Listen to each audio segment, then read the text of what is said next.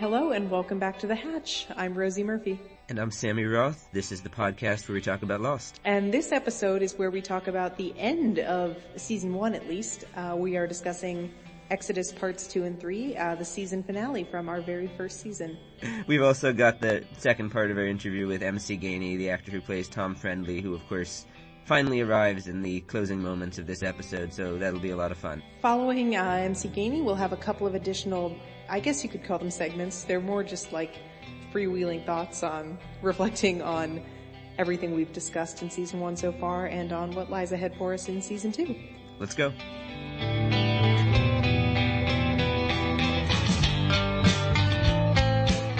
Well, as we have every episode thus far, we're going to kick it off with hot takes. Sammy, what is your hot take? So, the thing I reacted most strongly to this episode was dynamite. I mean, okay, so first of all, it is unbelievable that nobody else exploded. Sure, yes. My God. I mean, just Ars, picks up the dynamite and within 30 seconds he is dead, or a minute or whatever. And then the rest of them spend all episode running around the island with dynamite in their backpacks and they're all fine. So, very lucky. But seriously, I could not... It's crazy that after they watch Arst explode, they still decide to take the dynamite. Yeah, how desperate is this group? I guess we know that Locke is this desperate. He will stop at nothing to get the hatch open. But I was really surprised that Jack didn't say hey man, this is a bad idea. We'll figure out something else. Same. I mean, did he not just expect that they were all going to explode? Anyway, that is my very hot explosive take. What is yours? There was a lot of good foreshadowing in this episode, and I think I maybe noticed it because I was already thinking ahead to season 2, but 3 distinct moments I wrote down. One, after the raft, in one of the scenes when the raft is floating out on the ocean, Michael looks back at the island and he says, "How's a place this big never get discovered?" Well, we'll find out. Later, when the group who goes to get the dynamite is discussing what do you think is in the hatch, I think it's Jack who says stacks of TV dinners from the 1950s. Hurley says that. Hurley says it. Sorry. And he's not wrong. He's not exactly right, but he's not far off. You're right. And finally, there is a conversation where Sun asks if we're being punished. And when asked to explain by what, she says fate. And this is sort of the broad argument of the show, right? Why did we all come here? But if you want to view Jacob as sort of an allegory for fate, then kind of. She's also not wrong. She's not exactly right, but she's sort of thinking along the correct lines. So, A lot of little seeds planted in this episode that, again, whether or not the writers knew how they'd bring them to fruition, they all do come to fruition. So it was fun to think about how those will all grow. Well, I think that the line from Michael especially about how does a place like this not get discovered, it's pretty similar to something he said, whether it was, I think it was last episode or the one before, where Walt asks him, what's going to happen to everyone else, and Michael's like, oh, well, hopefully we'll be able to get back here and find them again. He just seems to have an intuitive sense that there is something really weird going on here. Yeah, he does. And not unlike Walt, has this kind of intuition connected to the island. So much happens in Exodus parts 2 and 3. Yes, obviously, but it seems to me that the central problem of this episode is the central problem of our podcast, which is the ongoing leadership struggle between Jack and John. It has been heavily hinted at. The last third of this season was really building up to this, but this is where it really almost explodes or sort of comes right up to the edge. So one thing I think is interesting about that is that at the beginning of this episode, Jack and Locke are still very much cooperating. They agree they want to open the hatch, they want to get the dynamite, they have different reasons for doing it. And I also just thought it was interesting that even when Locke, very unwisely from Jack's perspective, doesn't run away from the monster and goes toward it, Jack's instinct is still like, oh shit, something's gonna happen to him, and then to like run and put himself in danger to save Locke. Right. Which I thought was really interesting, to sort of rescue Locke from that bad choice, and then it just sort of devolves so badly, so quickly from there. I think Jack's approach, and maybe John's approach too, to their joint mission to open the hatch is more like the enemy of my enemy is my friend. Like I don't think Jack and John would be doing this together under any circumstances except these ones, where Jack literally thinks this is the only way that he can protect the other survivors from the others.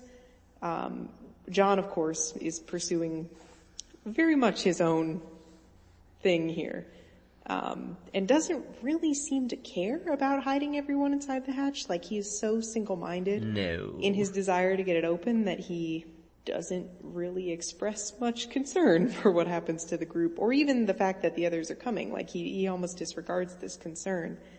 Well, the moment when we know that he doesn't have all that much concern is Boone was a sacrifice that the island demanded. I mean, in his mind, it's worth sacrificing lives, apparently, to get into the hatch. And Jack reacts as strongly as I think is appropriate to that, right? Because it's a crazy thing to say, especially in front of Jack, who, like you said, is willing to put his life on the line for basically anyone in the group, including John, who he has already admitted, right? Like, if we're going to have a Locke problem if we survive tonight. I love that line, because to me that's the moment. I mean, that's a moment that is like set up of the whole rest of the show. Yeah. That seems to be when Jack finally crystallizes and realizes, like, our biggest problem here, maybe it's not the others, maybe it's not surviving on this island, maybe it's Locke. Right. This is after Locke's repeated sort of sins against the group, right? He promised to hunt boar, and then he abdicated that duty, and then he was there when Boone got injured, and he lied to Jack about it, and then he stormed back in. I mean, he's done all kinds of stuff, and Jack is right, absolutely justified in his anger. And it's good to see him finally realize, like, not only am I personally pissed, but, like, this has political implications, or this has, like, group dynamic implications, that if we can't get him under control, like, literally someone else might die, right? Like, the stakes are very high. Yeah, and that builds for years, because, eventually you get Jack putting a gun to Locke's head and pulling the trigger. Right. Which is, like, the most un-Jack-like thing possible, but it's just so extreme that he feels like that's what he needs to do. Yeah, well... What, Go ahead. I kind of feel like I want to talk about the science-faith divide here a little bit. Okay. Just because as we've talked about before, like, I was a really huge fan of Locke the first time I watched the show. And I remember the first time in previous viewings of the Man of Science, Man of Faith scene, that amazing, conversation that they have in the middle of this episode, I felt like I was very much on Locke's side, and, very excited to see, like, how Locke's, view of we were brought here for a reason, this is destiny, is going to ultimately win Jack over. And I gotta say, this time I watched that scene, I felt like I was watching it from Jack's perspective and thinking, oh my god, this guy is crazy. You empathized with Jack? I do, I empathize with, can you believe it? I just, Locke has this manic look in his eye, and he's, talking about how Boone died for a reason, and he says that the island brought us here, and he's already said that, what does he think is in the hatch? Hurley asked him. Hope. Like, what does that mean? And Jack has already at this point watched him insist, after running away from the scary monster because Locke was freaked out, that Jack should have let the thing take him into a hole. I don't know, I just, I watched this episode with a strong sense of, like, this guy is insane, and I am with Jack in thinking that he's gonna get us all killed. Yeah, because what is it that Locke says after Jack pulls him out of the hole? Is it... No, that thing was taking you down the hole, and you asked me to let you go. No, John, it was gonna kill you. I seriously doubt that. Look, I need for you to... I need for you to explain to me what the hell's going on inside your head, John. I need to know why you believe that thing wasn't gonna... I believe that I was being tested. Of course, we have the benefit of hindsight, and we know that Jack is right in the, this monster is not some benevolent creature of the island. Like, this is the Man in Black, in some separate form, like, acting out his vengeance over the course of centuries. Like, this is not like a friendly island creature, right? No. This is not like the boar that stole Sawyer's stuff. Right. I think I had the same reaction you did. I was not quite as, devoted to Locke my first time through, I think. But yeah, I don't remember him sounding this crazy. This is really the episode where it sounds like, holy crap, this guy is off his rocker. And I don't know if that's, in part it's the context, right? Like, Jack and Sayid and Kate and everyone else are engaged in this, battle against some unknown army of others. They think that they are going to get killed or kidnapped or sent into the sea or something horrible is going to happen, right? And Locke is just so uninterested in that.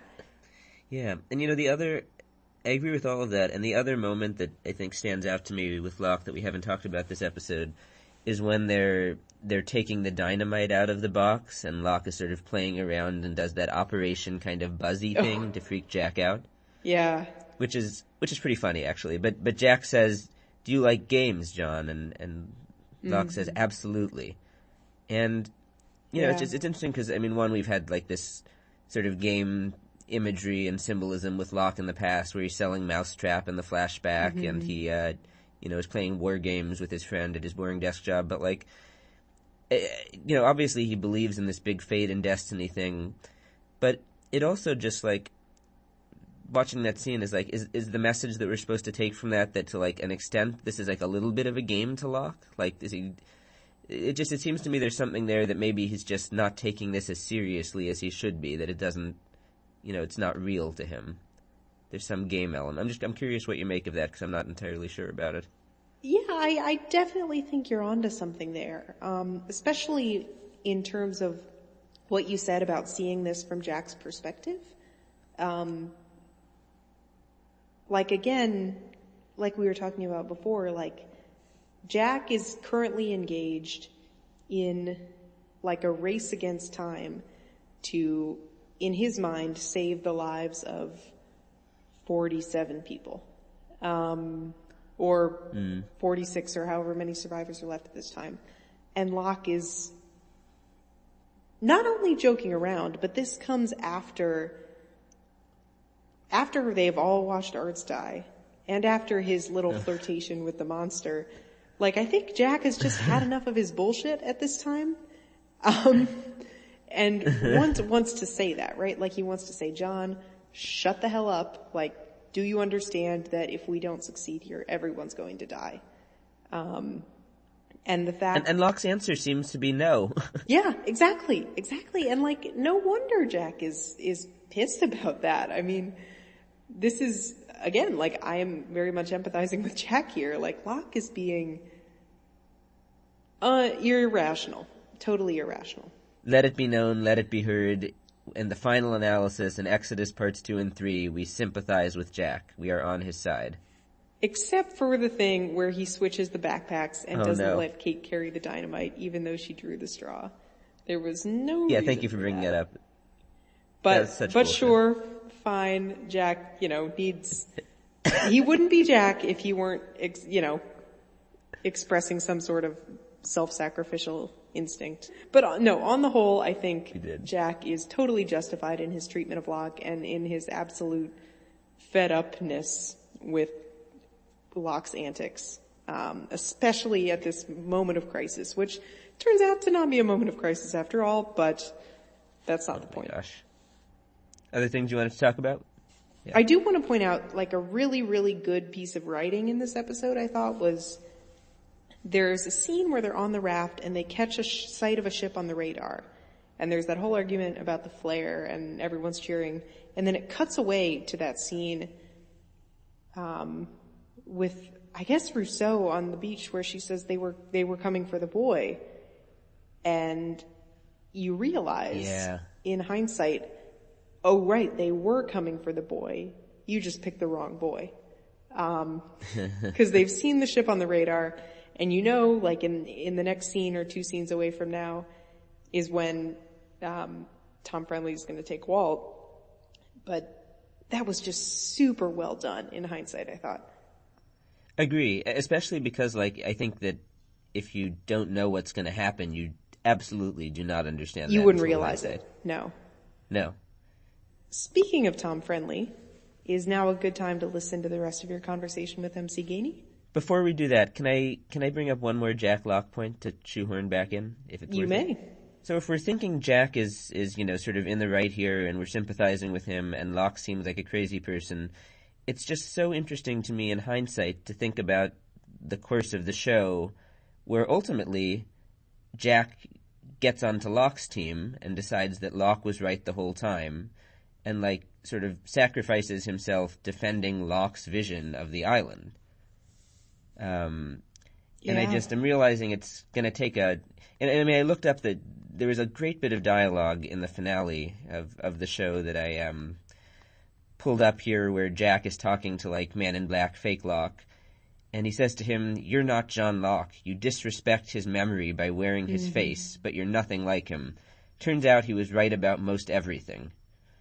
And it is going to take so much work for this show to get me to a point where I am with Jack on that, and I'm very interested to see if it's going to succeed now that I, have had this reaction to season 1. You've done this 180 on John Locke. I would be really curious to hear some listener thoughts on this in terms of whether or not they had the same twist of views on Locke that you had, right? Because I definitely remember feeling like Locke was a protagonist, decidedly a good guy, if a little offbeat the first time through. And this time, like, maybe it's just because I'm watching this with you and we're playing off one another's views, but, like, my interpretation has grown so much darker, and I really want to know if that's common across the board.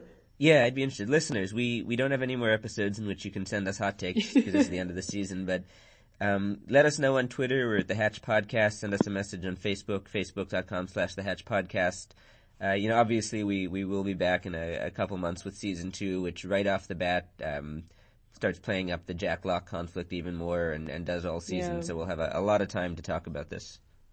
Right, but we'll get into that a bit more after we hear from MC Gainey. What kind of relationship do you think Tom had with Ben, or where do you think he fit into the hierarchy?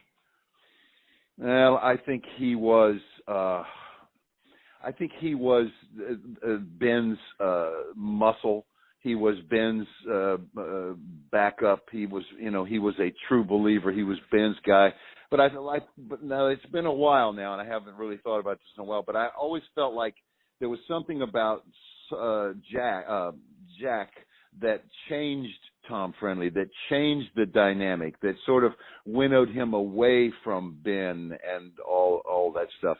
I also felt like that Michael Emerson his character was part of the plan that went awry, because it seemed to me as the years went by that stuff was happening that was not supposed to be happening at all. It's one thing for this one airliner to crash on the island.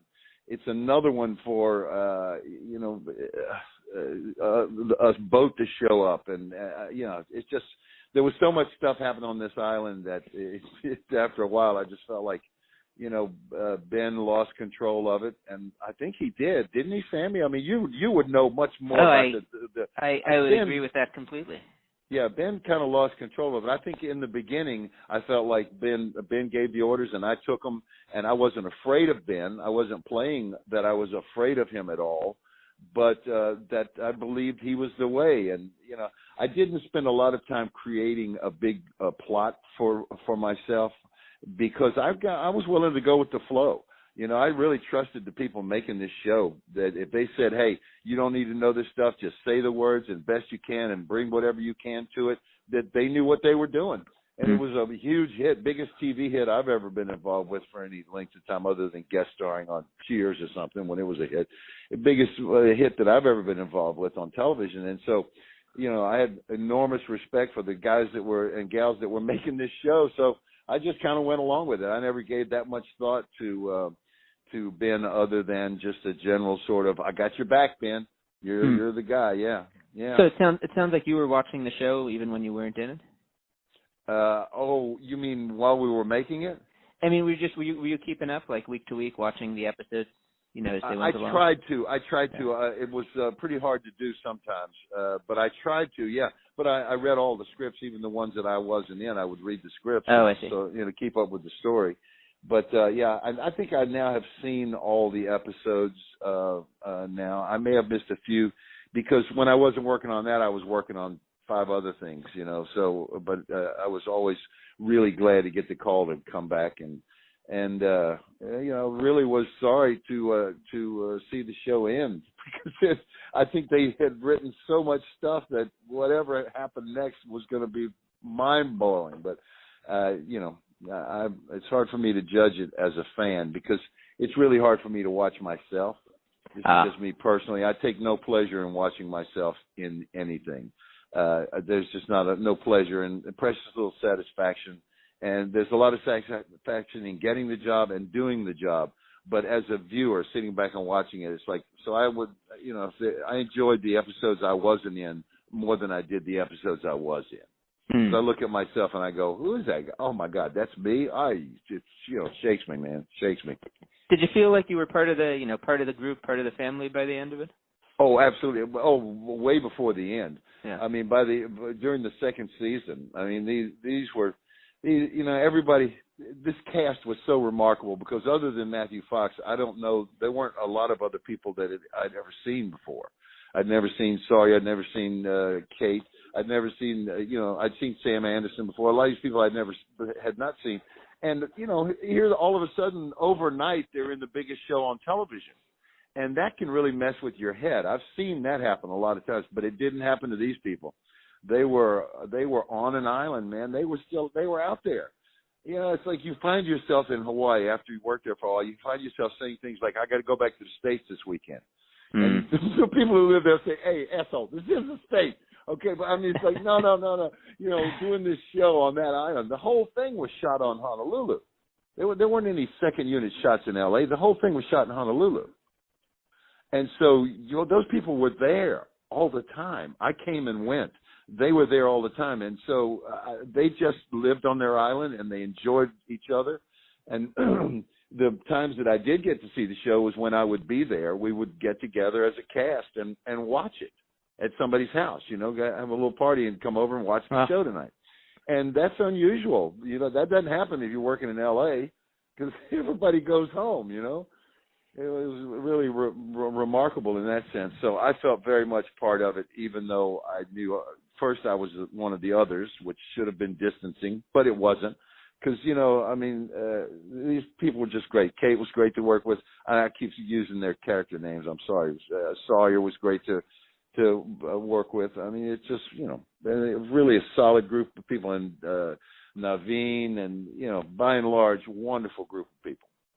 Did you have any favorite moments or scenes that you were a part of that we haven't talked about? Ooh, let me think. I have least favorite. My least favorite scenes would be when Jack was having his surgery.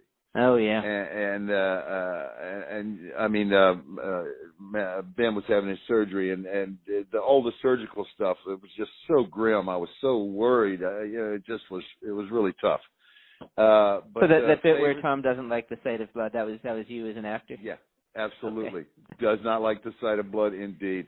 The favorite scenes would be anything that had Jorge in it. I mean, just he and Terry Quinn were just amazing guys to hang out with.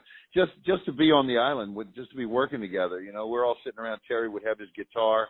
And we would be, we'd pass the guitar around and pick and sing and grin and laughing and having a good time, and then okay, now let's get serious and get back to it. I love that. I love that camaraderie, and there was a lot of it, a lot of camaraderie on that show. Yeah. Year in and year out. And you can tell when you're watching. I mean, I've been rewatching your scenes the last couple of days to prepare, and it always looks like you're having a good time. I had a blast, brother. I can tell you that. I try to have a good time. all the time, and when I'm working, because I love it so much, and I feel like we should be having fun. We're the lucky few who get to be there and get to do this, in Hawaii on a hit show. Come on. If you're not going to have fun then, when are you going to wait? You're going to wait until you have a family scene somewhere in front of the fire and you're the grandfather? No. Let's have fun today and we'll worry about it tomorrow, So, everybody, the cast and the producers, they were all good with that. I did not feel controlled. And there was a liberating element to not knowing all that story, It's like, it makes you really pay attention and keeps your mind open. And they used to say, they have all the 3x5 cards on a wall somewhere that have this thing mapped out and charted out all the way through season 6. And I was like, well, maybe they do. But I don't believe it. I think they're being affected. Where the show's going is being affected year in and year out by the people in it. Sure. I mean, and that's what I've read what happened with Michael Emerson, where, he was only supposed to be there for a couple episodes, and they saw him and they thought, well, shit, this guy's got to be the leader of the others. And see, I never believed that for a minute, even though I know Michael believed that. I never believed it for a minute, but you don't go out and, it's like in baseball, you don't go out and trade for some great left-handed pitcher who comes in and you go, wow, I never realized you were a great left-handed pitcher. This guy was a great actor. Yeah. His character, I assume he auditioned for it. I don't remember now. I'm sure we had that conversation. But it wouldn't take me 30 seconds of seeing him as Ben to say, gotta have it, and gotta have a lot of it. You know what I mean? I do. Speaking of auditions, it just reminded me, you mentioned that when you came out to audition, you filmed a scene that wasn't actually part of the show. Do you remember what that was, or what the thing was? Yes, I do. And I didn't come out there. I did the audition in L.A. In fact, I was working on another show at the time, and I had been on top of an office building in downtown L.A. with a helicopter, doing a helicopter exterior shot on top of this building all day long. And my manager said, you've got to go by and do this audition this afternoon. I'm glad you're off. It's like 4 o'clock. You have to go by. So it was in Burbank, the audition. The scene was one that I think they may have had part of one before. It was in a gift shop in an airport.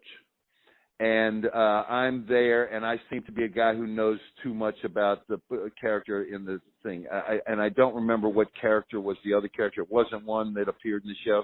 But the scene sort of had that feeling that a lot of scenes had in the airport in the course of it, and that's what it was. It was me being a mysterious guy who seems to know more about what's going on than he should. Ironically, he seemed to know what was going on. And I would say that was a good description for Tom all the way down the line. He always seemed to know what was going on, but the actor didn't have a clue. Right. That's great. So your character dies. Sawyer shoots you in the chest very dramatically. He did indeed. Yes, he did. How'd you feel about that ending? Was that satisfying for you or not? It was not a very satisfying death. I would rather have been run down by the car. I didn't really want Sawyer. You mean Hurley in the Volkswagen van? You would have rather done it that way? I would have rather Jorge and the boys get me in the van than to be shot. There's a strange thing that when you get killed in a show, and I have been killed so many times. I mean, literally, I once made a death reel. This was 25 years ago. As a gag, I made a death reel, and I had about 15 different deaths. I've been burned alive, blown up, eaten by wolves. I've been hit by flying saucers. I've fallen off of moving trains into raging rivers. I've been, shot dozens of times. I've been killed so many times. And usually it's not a good idea to look into the eyes of the person who is doing it. But I had to in this instance. I had to look in Sawyer's eyes.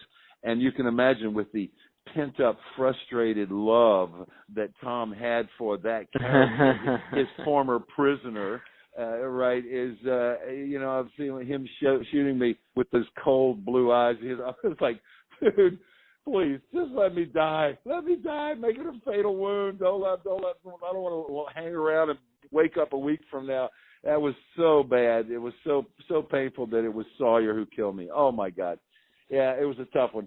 But in a sense, I was glad because I could see then that, we were, you just get a feeling when it's like being at a party. And you get the feeling, well, okay, it's been a great party, but, I used to, back in the day, in the 70s and 80s, I used to be a bad boy and stay up day after day after day, having too much fun in the clubs and such. And after that, I realized that nothing good can happen to you after midnight in public. And I changed that to nothing good can happen to you after 10 o'clock in public.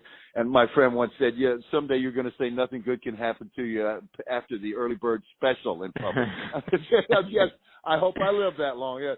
So I felt like, this has run its course. It's going to be Sawyer who does it. Okay, this is the way it should be.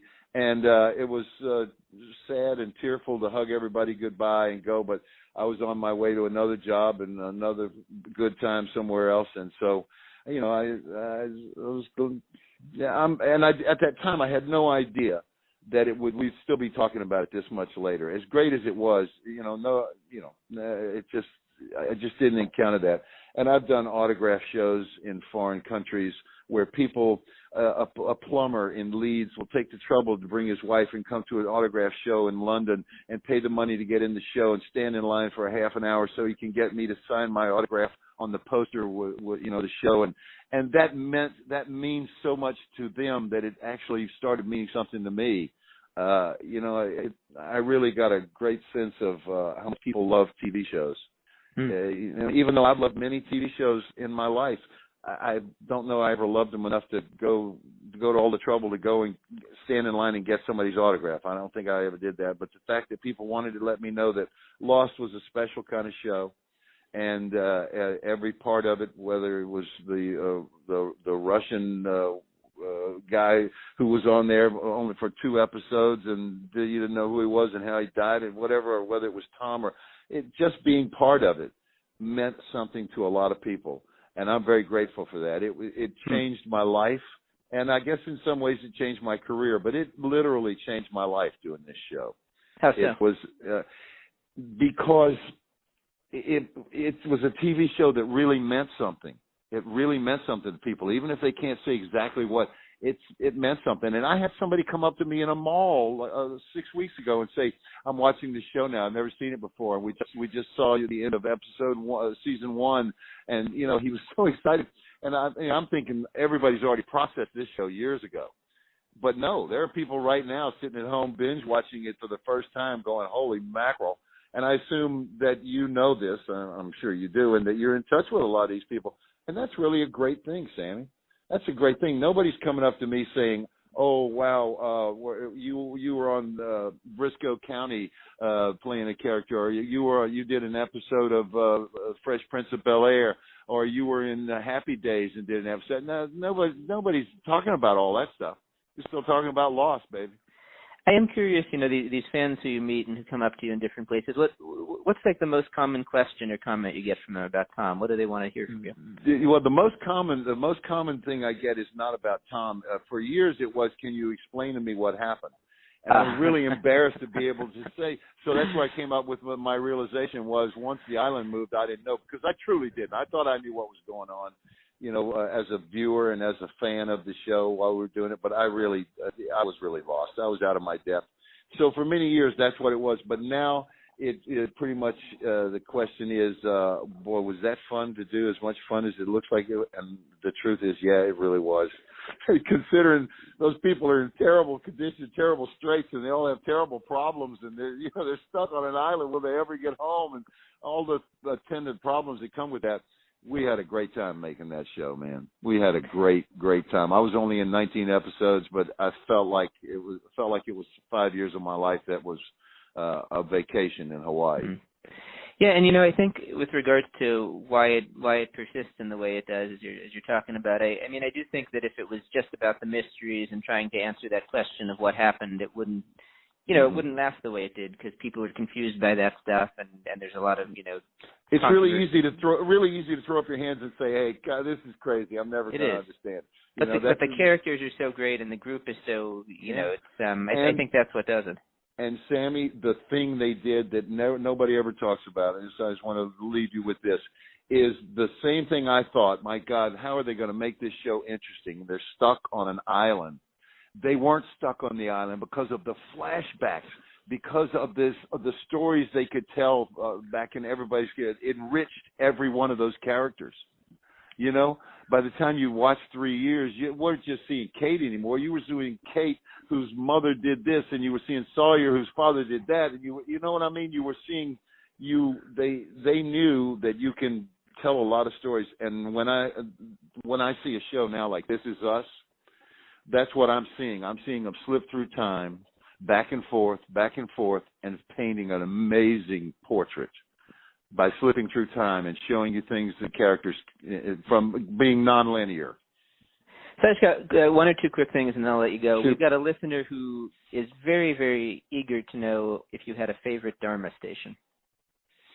My favorite Dharma station would be, and I guess it's the Dharma station. It would be the Cages. That said, that was an amazingly beautiful place, and to be there was so special. The birds. It's the only time I've ever worked on a location where we would have to stop from time to time because the birds were too loud. Huh. You know, we just have to stop and wait. It was just such an amazing. The essence of Hawaii was that. That's that's about it. What as I said, what I usually close with. Could you tell me what you're working on now?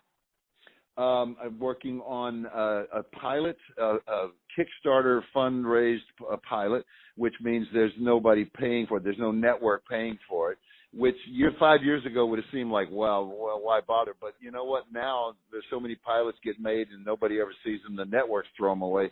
This is 3 women have written this Western called Soiled Doves, and they raised the money online to make it, and we're shooting the pilot right now, and it's a wonderful turnaround, you know, to see strong, dangerous women in the Western world. And and I'm playing an old sheriff who's toward the end of his career, and he's trying to get along with these women, this new breed of women that 1885 is bringing along.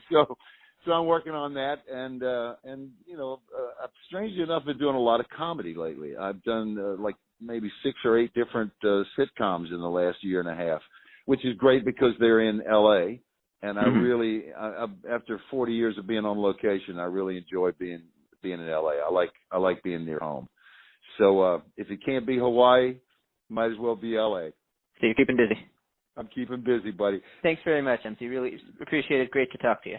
As we say in Hawaii, aloha. It means hello and goodbye, my friend. He makes a really good point that things that are really great works of art and storytelling can outlive their first run and the context in which they were written. Like we've talked a lot about, you know, this season being on air in 2004 and 2005 and how that might have informed some of the things that the writers were doing, but like it very much lives on its own, separate from that and beyond that. And I think that's been really refreshing in watching it again. I agree. And I think, you know, just because I know we're going to talk about, you know, sort of our reflections on season 1 and just overall reactions to the season, I think for me, one of the main ones is just sort of a solidification of realizing that what makes this show great, not only on first view when you're tracking the mysteries and wondering what the answers are going to be, but what makes it so, you know, worthy of a second viewing and probably more viewings. I mean, we're sitting here debating the characters. We're debating Jack and Locke and who's right about science and faith. You know, we've spent a lot of time talking about, like, you know, Boone and you know, what kind of transformation he may have had before he died, and Michael and, you know, sort of his relationship with his son, and, you know, all of these questions. And to me, these are the questions that are going to be really interesting to keep watching going forward, because we know the answers to the mysteries, and we know which ones we were disappointed by, and, you know, which ones we were excited by. But season 1, I think, just stands out so much because it's so different than everything that comes after. It's before they open the hatch, it's before the time travel, it's before the others, and it's, you know, almost entirely any of the real sci-fi or mystery, mystery certainly, but the sci-fi fantasy elements that come in, And I think it holds up really well, and I think it's really an argument for the fact that, you know, these great character dynamics are what really, you know, make this show great at the end of the day, and I really enjoyed it for that reason. Yeah, absolutely. And the next question I wanted to address was, who was your favorite character to watch in season 1? Okay, so I'm obviously going to say Sayid, which is not surprising to anyone, but you go first. Who is your favorite character to watch? I have to go with Sawyer. Okay, interesting. So we've only gotten 2 flashbacks, and I found them both super compelling. And they both stand in really sharp contrast to his kind of, like on the island, he's kind of treated like a comedic character. Yeah. And so it leaves you with this really like full persona who like every time he is in a scene or comes on the screen, like I know something affecting is going to happen, whether it's funny or witty or just like some goofy Bohr related plot line or the episode where he gets glasses, or he gets a lot of the really fun plot lines, but also like a lot of the really high drama. I feel like this is a brief moment in the life of the show where Sawyer is treated with lightheartedness. And I'm probably forgetting a number of scenes that run counter to this, but I feel like we lose some of the lightheartedness with which Sawyer is treated. No, I think you're right, and ultimately his final sort of storyline when you get to the end of the show is a really, really dark and tragic one in terms of the reaction to his losing Juliet. Right. So I think he definitely trends darker as the show goes on. I agree with that. Yeah. But that said... Tell me about Sayid. Well, before I just, one thing that stood out to me with Sawyer in Exodus Parts 2 and 3 that I think, ties into what you're talking about is the moment on the raft when Michael says, "I figured out why you're here, and it's because you've got a death wish." And Sawyer does not disagree with that. He basically confirms that, and so I just, I thought that was really interesting, and I think it'll be interesting to see if and how he evolves over the course of the show to, perhaps not having a death wish. Right, or a more latent one.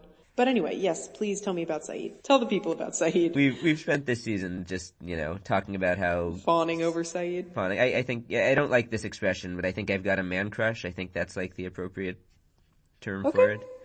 Man, and just like, just always getting stuff done and having the most logical and sensible reactions. And I gotta say, even this episode, Exodus Parts 2 and 3, and I don't really mean this as too much of an insult to Charlie, because like I appreciate that he was willing to do whatever it took to save Aaron and that he was committed to it and like put himself at risk.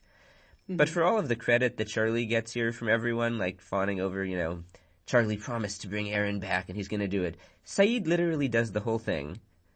And Charlie only, like, detracts and gets in the way. Yeah. Man, I mean, Sayid, you're not wrong. The moment they come back and find out that Aaron's gone, the first thing Charlie does is punch Sayid in the face. By which time Sayid has already had the reaction of like, okay, I figured out why Rousseau did this. I figured out how we need to get him back. I know where she's going. I know where she's going. He doesn't lash out at Charlie. He just, it's the intensity of, do not hit me again. It's a good line. It's great. And then he, just powers across the island. Right. But then, Charlie goes for the, the fake baby trap thing. And Sayid, who immediately, again, knows what's going on, yells, "No, Charlie, don't do it!" And Charlie still, hears him and goes and does it and forces Sayid to stick gunpowder in his forehead. And then even at the end, it's Sayid who talks Rousseau down. And Charlie immediately, upon getting the baby, starts insulting Rousseau, which seems phenomenally stupid to me, because she's standing there emotionally volatile and holding a rifle.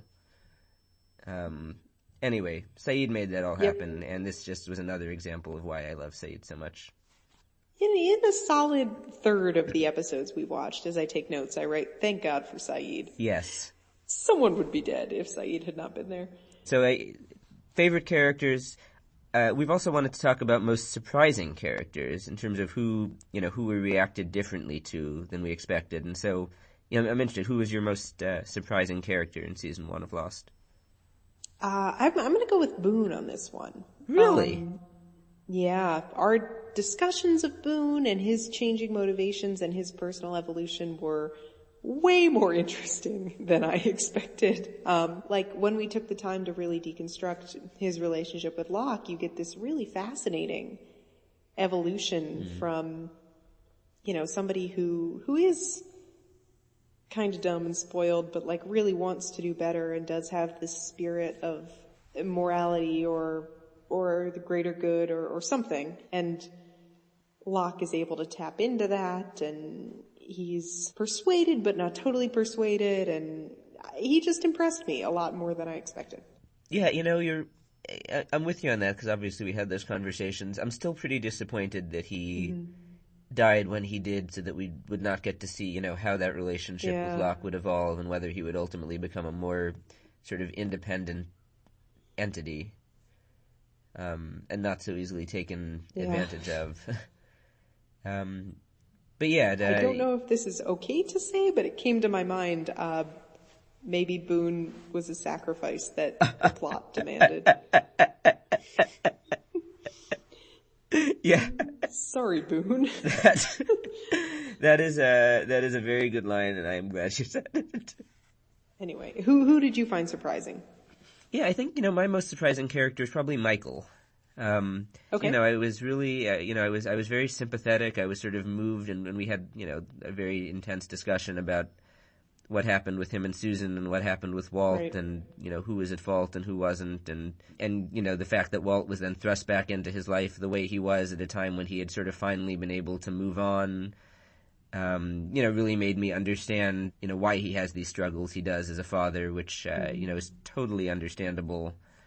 And also just, seeing how useful he was on the island, that, he was the construction guy, that he was able to rig the water filtration system. That he literally built the raft. Literally built the raft, which is a huge deal, and she should get a lot of credit. So yeah, I was really surprised by Michael, and there was one moment in Exodus, in the finale, that I just thought brought this all home for me, which is where Walt is asking him on the raft, why weren't you part of my life? Why did I never see you growing up? Michael says, look, we tried to stay together, but it didn't work out. Our lives, our interests just went in different directions. And as to the question of why didn't I ever see you, he says, your mom didn't want me to. She did what she thought was best for you. And I was just, the maturity that shows and the perspective that he's got, and it impressed me so much, and it made me think, like, okay, if Michael can forgive Susan, and if he can, have this sense that, she was really doing what she thought was best for Walt, as angry as I was before, if he can forgive her, I can forgive her too. So I just, big fan of Michael, really, liked what I saw from him this year. Yeah. Agreed on all points.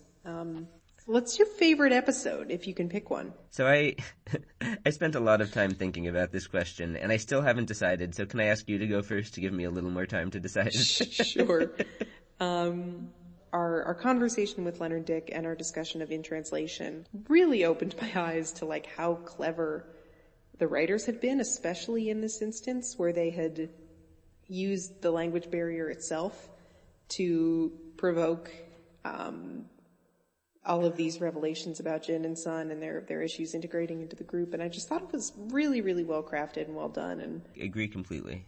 So the two episodes I was debating between for favorite were Deus Ex Machina and Do No Harm, which are back-to-back episodes. And I think I'll go with Do No Harm because I already knew that Deus Ex Machina was an amazing episode, it's an all-time classic. And Do No Harm, I was more surprised by how great an episode it was.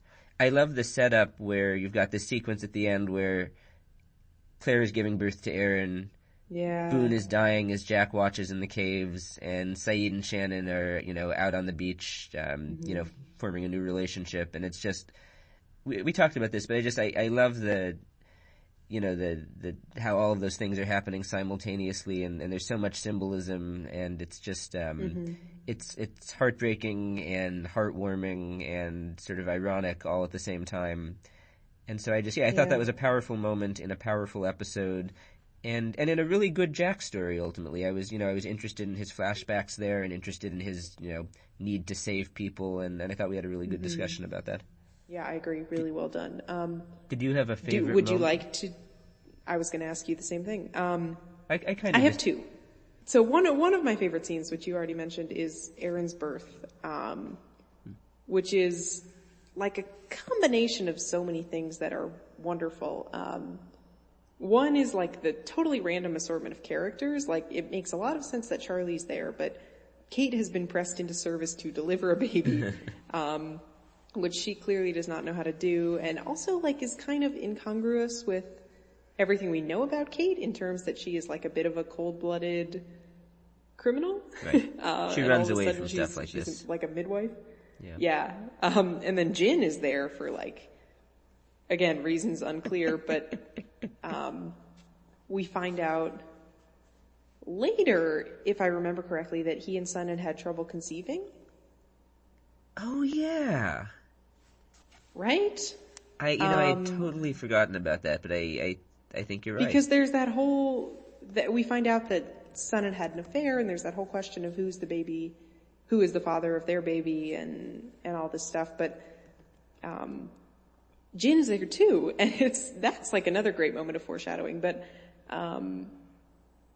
it becomes, that scene turns into this like incredible, like pure like affirmation of goodness and of life, and like it's this team that wants to bring this life into the world, like despite Claire's reticence, which is totally understandable, and like despite the fact that literally a mile or two away Boone is dying, and like you said, it's this super dramatic contrast, but also like the fact that they are trapped on a deserted island and no one is coming to rescue them, and yet they have all come together because they believe it's important to deliver this baby successfully and like to give it a good start to its life despite the circumstances, which are unorthodox to say the least. And I don't know, it's like this really, really like pure human moment, right? That's like above and beyond all the politics of this island and like all of the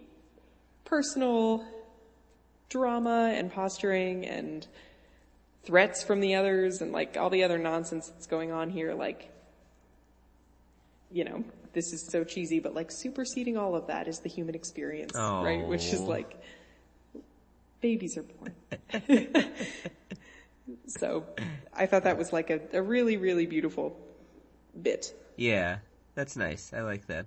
Also makes me think about how many problems we're going to have with babies being born on this island. So glad this one worked out. Yeah. Number 2 is in Solitary. After Sayid escapes from Rousseau's cave and they have that confrontation in the jungle, it starts to illuminate Rousseau, who is like one of the great enduring mysteries of this show, in my opinion. And it starts to illuminate Sayid, and it's just this like, you get the sense that like these are two equals playing chess, and if one of them screws up, like they're both going down. And it's super high stakes, but it's also really deliberative and just does so much to like bring both of those characters I really love to life. So that's my other one. I like that choice. I like both of those choices. I love the choice a lot of the Sayid moment and the line of who's Alex. It's just such a it's such a perceptive moment for Sayid. It's like he's zeroed in on, you know, out of all of the crazy things that have happened to him and he's been tied up and knocked out, like that is the most important question that needs to be answered and the question that's going to save his life. Have you settled on a favorite moment? Well, so I guess in addition to the, you know, moments we already discussed, just, you know, the scene where they take Walt from the raft is like just, I think not only a great lost scene, but maybe like an all-time great television scene. It's just, it's so perfect how you go from, you know, that joy and hallelujah, you know, the music is swelling, we're rescued, we're saved, they're like crying from excitement. Everyone's hooting and hollering on the raft and they're hugging. And then Tom just so casually. That spotlight turns on. Yeah. So, and then they have the conversation, and then so casually Tom says, "Only thing is, we're gonna have to take the boy." And it just, everything changes so fast, and you're stunned for a second of like, wait, what did he just say? And the music stops, and he says it again, and there's this long silence, and then within 30 seconds, Sawyer is shot, Jin's diving in after him, Michael's in the water, Walt's been taken. Yeah, there's a Molotov cocktail, it blows up, everyone's screaming, and it's just, I don't know, I think that just the construction of that scene is brilliant. So anyway, it's just... And such a powerful cliffhanger to bring us into season 2. Right? Like even... And man, I mean, and the hatch is also a powerful cliffhanger, so... Right. But yeah, hard for me to beat that scene, I think. So we're going into season 2. What are you going to be following? What are you, most interested to see how it plays out next year that we've discussed this year? Most immediately, what the hell's going on with Walt? Why was he taken? Where was he taken? Are these the others? Is this somebody else? If this is the others, why are they like these pirate-looking men on this like crappy little boat? Like we've been led to be so afraid of them. This is it? All of these questions surrounding that final scene, which don't all get answered.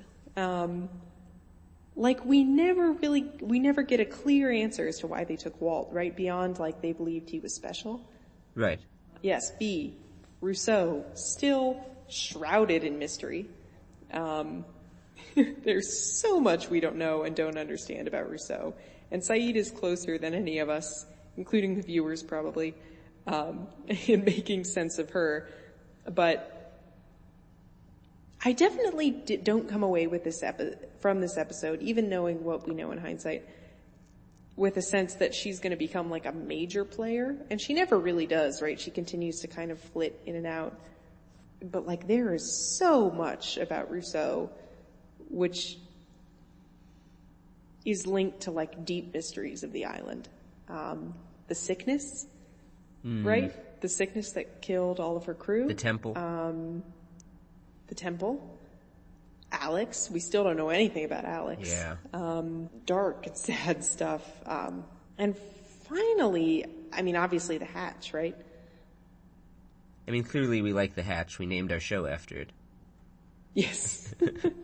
But obviously that's much, much to be found about the hatch. What comes to mind for you? Well, the hatch is an interesting point. I guess I'm interested to see how I feel about pushing the button and, whether they should be doing it or not. And, also tracking Locke to see how his, because he gets to a point at the end of this season where his faith is broken and he wants to not push the button.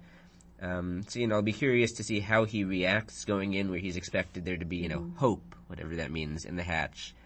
And it turns out it's not hope, it's a button he's got to push every 108 minutes. It's just Desmond. Yes. Yeah. So I will definitely want to track Locke and how he reacts to all of this and how he breaks down as it goes along. Mm-hmm. Absolutely. Also going to be curious about Shannon. Because, we've sort of talked about how she hasn't really seemed to evolve that much yet. I want to see her grow. I hope that we see her grow, and I hope that, unlike Boone, she sort of dies at a point where it feels more like she has resolved some of her issues. Fully actualized. Yeah. But I don't know. I don't know if that's going to happen or not. I will also be watching with the hope that somehow, even though I know it's going to happen because I've seen the show before, that Charlie does not go back on heroin.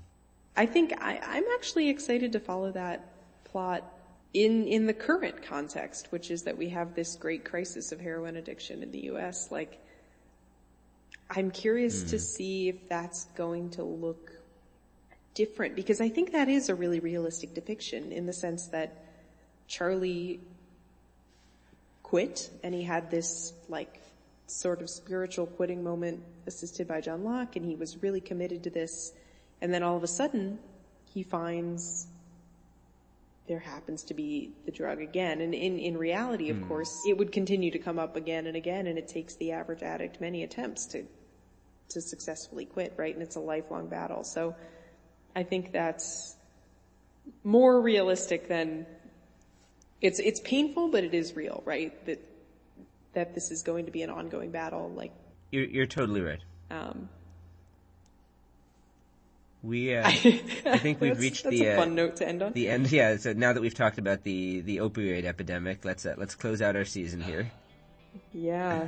Yeah. So I guess we should just end this with a note to say thanks to all of you who've been listening along and talking with us on Facebook and Twitter and calling us with hot takes. It's been a blast to watch this and talk about it, and to actually have people participate with us. That has been so cool.